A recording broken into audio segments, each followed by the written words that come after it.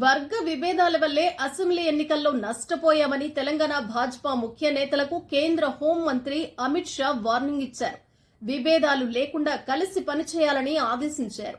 గురువారం రాష్ట్ర పర్యటనకు విచ్చేసిన అమిత్ షా హైదరాబాద్లోని నోవాటెల్లో పార్టీ ముఖ్య నేతలతో సమావేశమయ్యారు. తెలంగాణ ప్రజలు ఒక కుటుంబ పాలన నుంచి విముక్తి పొంది మరో కుటుంబం చేతుల్లో పడ్డారని కేంద్ర హోంమంత్రి అమిత్ షా వ్యాఖ్యానించారు.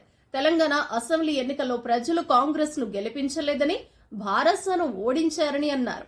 హైదరాబాద్ లో జరిగిన బీజేపీ రాష్ట్ర విస్తృత స్థాయి సమావేశంలో అమిత్ షా పాల్గొని పార్టీ నేతలకు దిశానిర్దేశం చేశారు.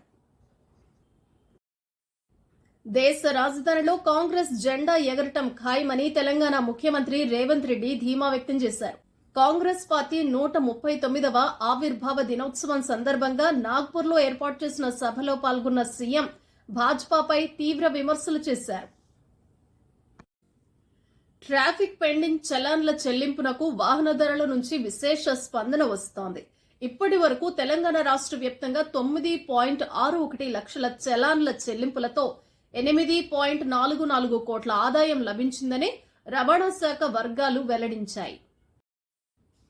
ప్రజాపాలన కార్యక్రమానికి తొలి రోజు భారీ స్పందన వచ్చింది. రాష్ట్రంలోని మున్సిపాలిటీలు, కార్పొరేషన్లలో మొదటి రోజు 2,59,694 దరఖాస్తులు అందాయి. వాటిలో 2,49,638 దరఖాస్తులు 6 గ్యారంటీలకు సంబంధించినవి కాగా మరో 10,056 ఇతర అవసరాల కోసం వచ్చాయని అధికారులు తెలిపారు. తెలుగుదేశం పార్టీ అధినేత చంద్రబాబు నాయుడు, కర్ణాటక ఉప ముఖ్యమంత్రి డీకే శివకుమార్లు గురువారం బెంగళూరు విమానాశ్రయంలో పరస్పరం ఎదురుపడ్డారు.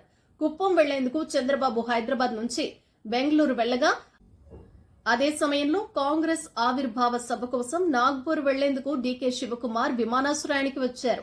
2 విమానాలు పక్కపక్కనే ఉండి పరస్పరం ఎదురు కావడంతో ఇద్దరు నేతలు మర్యాదపూర్వకంగా కరచాలనం చేసుకున్నారు.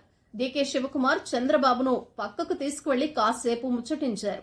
ఇద్దరు నేతలు మర్యాదపూర్వకంగా కలిశారని, ఎలాంటి రాజకీయ ప్రాధాన్యత లేదని తెలుగుదేశం వర్గాలు వెల్లడించాయి.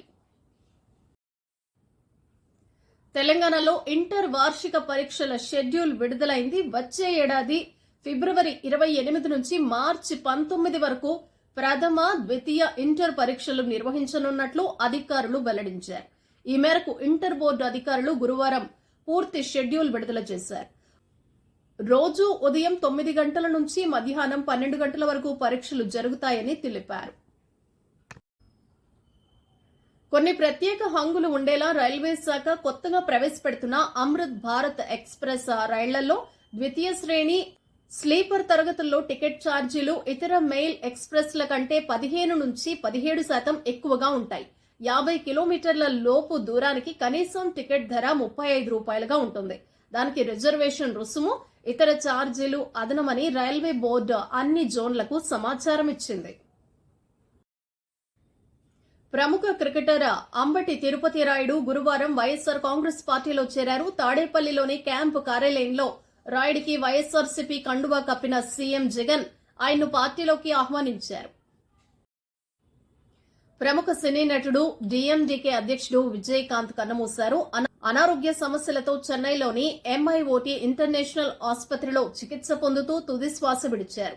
నిమోనియాతో ఆసుపత్రిలో చేరిన కెప్టెన్ విజయకాంత్ ను వెంటిలేటర్ సపోర్టుపై ఉంచినట్లు వైద్యులు వెల్లడించారు. వైద్య సిబ్బంది ఎంత ప్రయత్నించినప్పటికీ ఆయన ప్రాణాలు దక్కలేదని పేర్కొన్నారు. నటుడు డీఎండీకే అధ్యక్షుడు విజయకాంత్ భౌతిక కాయానికి తమిళనాడు సీఎం ఎంకే స్టాలిన్ నివాళులర్పించారు. చెన్నైలో ఆయన నివాసానికి వెళ్లి కుటుంబ సభ్యులను పరామర్శించారు. ప్రభుత్వ లాంఛనాలతో విజయకాంత్ అంత్యక్రియలు నిర్వహించనున్నట్లు ఆయన వెల్లడించారు.